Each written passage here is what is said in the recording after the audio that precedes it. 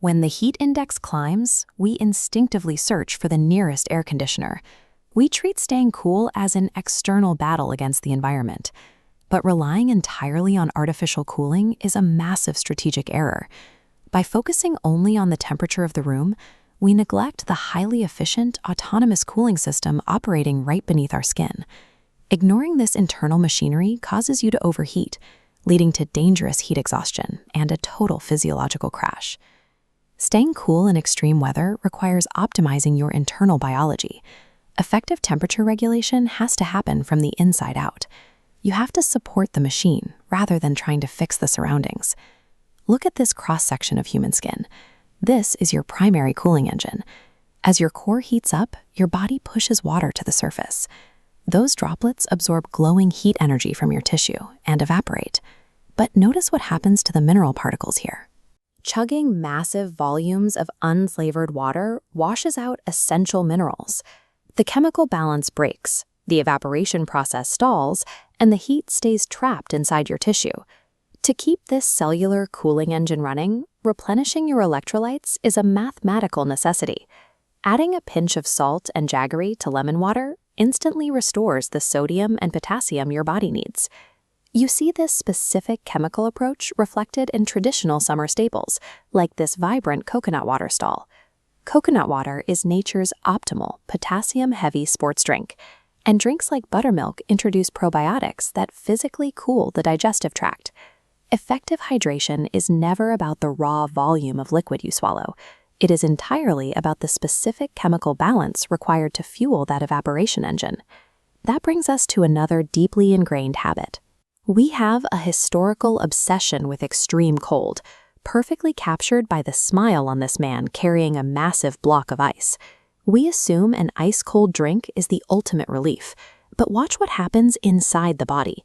When ice water hits your stomach, as seen in this icy blue zone here, your biology panics. It interprets that sudden drop as a threat and overcompensates by aggressively radiating red heat waves outward from your core. This is a thermal rebound. Your body transforms into a furnace to fight the cold, locking your system into a high-temperature state. You trigger a similar furnace effect through your diet.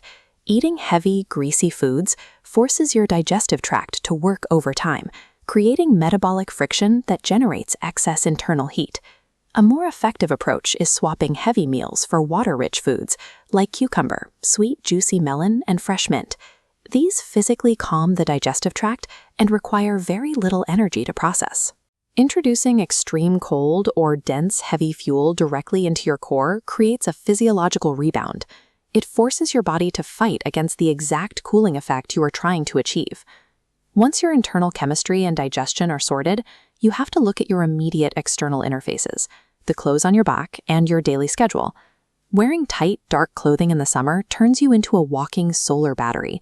Dark colors absorb radiation, while the tight fit traps sweat directly against your skin, blocking the airflow needed for evaporation.